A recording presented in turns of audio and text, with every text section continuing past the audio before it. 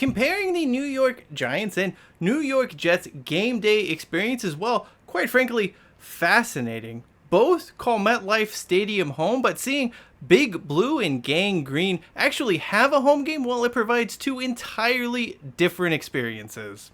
One is awesome, the other, not so much. The good news is, though, I have done this research for you. I went and I saw them both at home, and here's everything you need to know about the Giants and Jets game day experience.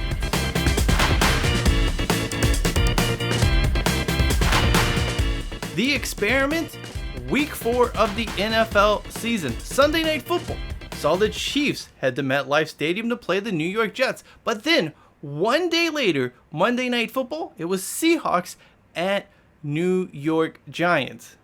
This really could not have provided a more optimal baseline for this. It was obviously primetime games, Sunday night and Monday night. You also had the home teams both being pretty crap, if we're being honest, going up against opponents that were, well, favored to win. It's basically as close as you're going to get to having the same test environment without needing to wait weeks or months or whatever the case may be to find the same time slot of playing. And I wasn't going to do that, obviously going from California to New York. I had a small time frame and I needed to get them both in.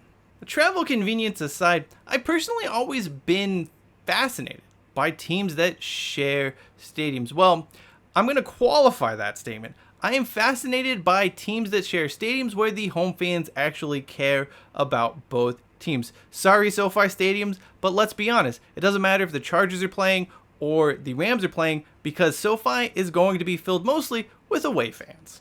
Sure, traveling fans always do come to New York and they'll be found at Jets games and Giants games, but it's not like they're overrunning the stadium. I mean, even the Monday Night Football broadcast would make mention of just how loud the Seahawks fans were at MetLife during that Monday Night Football contest, but it wasn't like they were overrunning this huge proportion of the stadium. When the game started, it was predominantly Giants fans.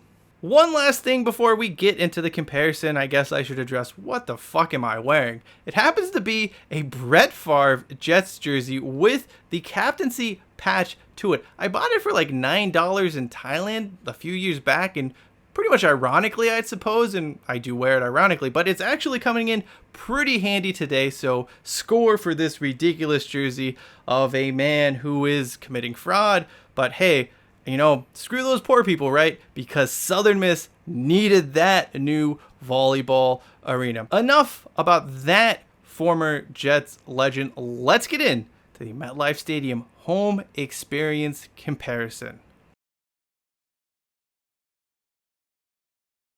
Let's begin with the stadium itself. Honestly, there's only so much you can do to change a stadium that hosts two professional teams. That being said, I really do appreciate and admire how MetLife Stadium has done different things to make sure, you know, the Jets have their space and it feels like a Jets game, and the Giants have their space, so it does feel kind of different depending on who you're seeing. Look, the facility itself, it's a huge stadium. Like, it's MetLife Stadium. There's not a lot of change. You're not going to change the facade. You're not going to change there's not going to be a massive change to the interiors. Like, it's just not possible.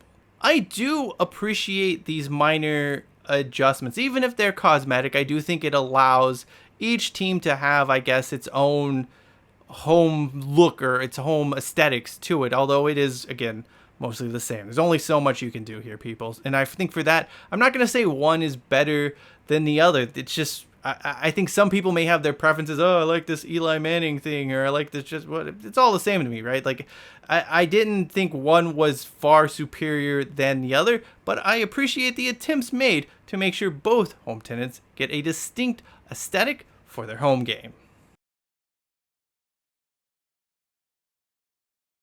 Giveaways. The Jets for Sunday Night Football gave away these snazzy light-up bracelets. For some reason, some idiots thought these were friendship bracelets for Taylor Swift. I don't know what the hell they were smoking, but no, these are just these stupid light-up bracelets that teams are fond to give away to create the light-up effect. And look, I still kept mine. I'm hoping one day it'll light up again, although that's probably a futile hope indeed. Regardless, I appreciate it. As for the Giants, well, they give away towels for their Monday Night Football encounters. Pretty cool towel, had some good graphics to it. I don't have it with me, I left it back in America, but so be it. It was a good giveaway, and again, I'm going to call this a draw right down the middle. Both teams get thumbs up for giveaways, although you could really give me any old piece of crap and I'd give you a thumbs up. Atmosphere. This is where things get interesting. Let's start with the Jets atmosphere because we'll go by chronological order, I guess. I found the Jets home game experience to be one of the more enjoyable ones I've had the pleasure of attending. It's loud, fans are into what's happening. Personally, I really loved the ironic cheer that went up from Jets fans when they got that safety down 17-0. It just... the self-depreciating sense of humor as a sports fan is something that I think is very, very underrated. Beyond that, the fan engagement stuff they do, look, it's camp, it's cheesy as hell, it's stupid, but it's a good kind. It's so stupid that you can't help but go, yeah, that's pretty funny. I mean, my personal favorite is they played this a few different times during Jets games, but like at the start of a series when the Jets are on defense, they'll play this stupid thing on the Jumbotron where it's like, attention Jets fans, you're not allowed to sit or be quiet during this drive. Thank you for your... It's stupid. But I also think like, yeah, it's a good kind of stupid. And you see a lot of that, I think, during all aspects of the Jets game day atmosphere.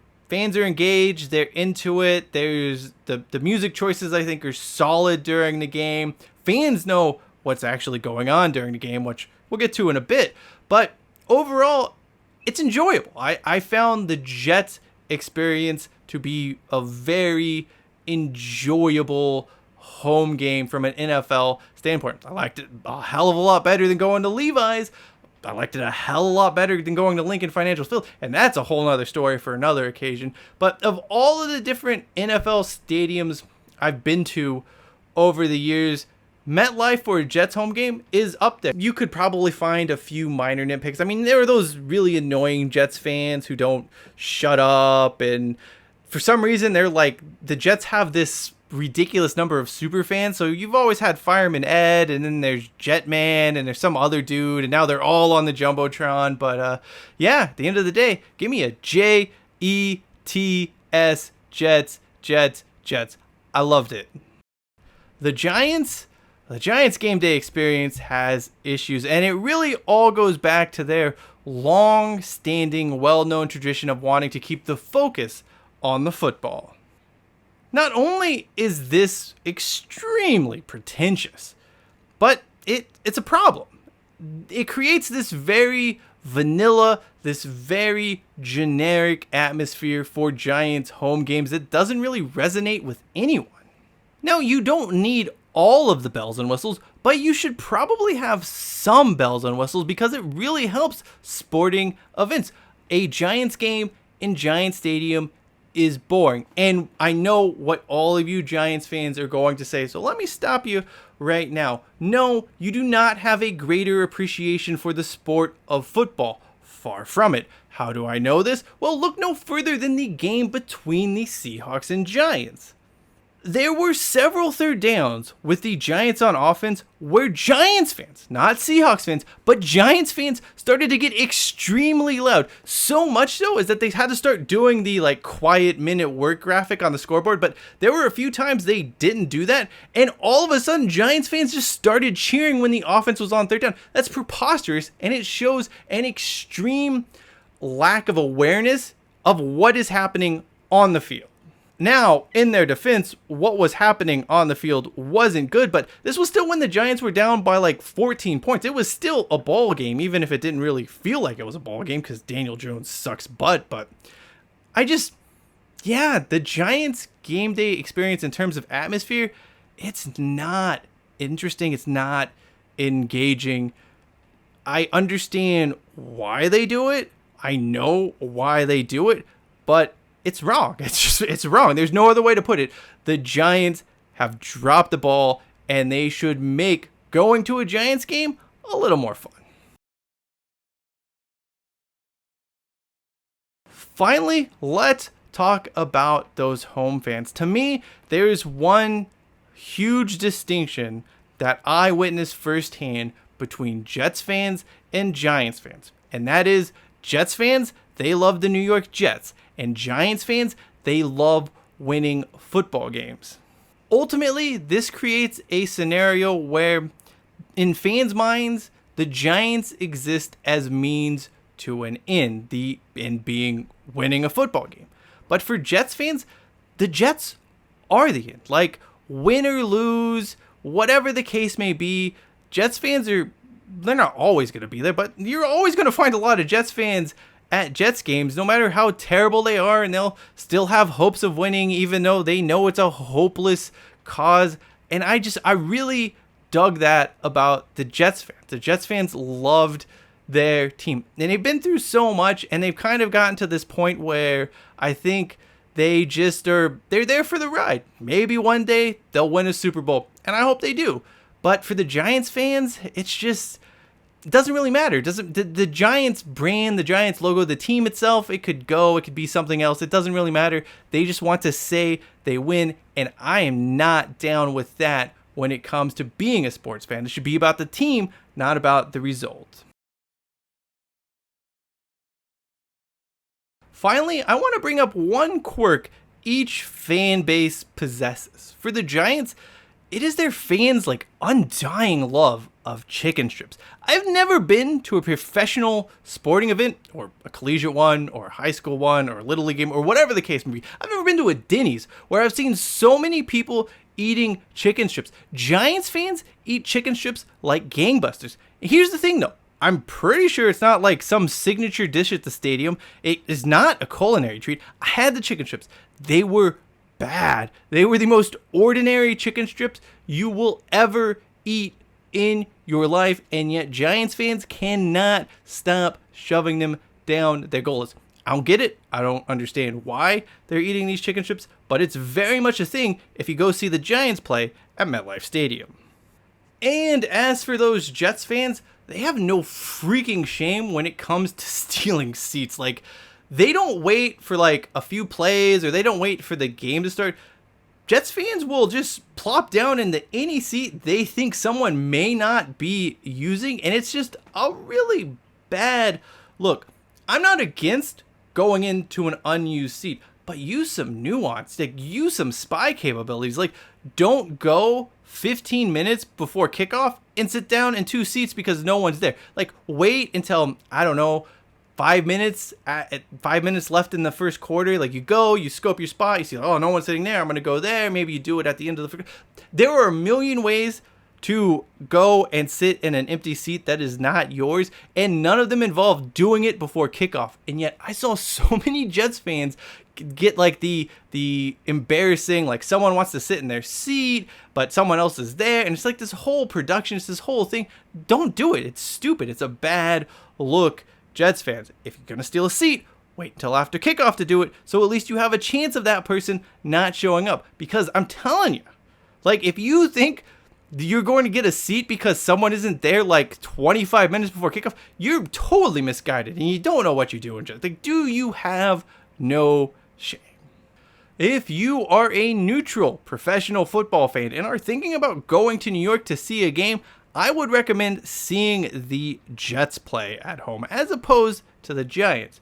Now, of course, scheduling may not allow that, and maybe you just want to go see your team play a home game and they happen to be playing against the Giants. But I think if you have the choice and you aren't vested in any teams playing, go see the Jets at home. It is a significantly better experience. That does it for me. I am going to wait for this thing to eventually light up again. I mean, one day, right? Probably not. Whatever. I'm still going to keep it because it's free and it's a sports giveaway, and that is what I live for. Speaking of myself, I'm Cheyenne Hollis. This is the touchback, and as we do say around here from time to time, or really all the time, hashtag take it out to the 25.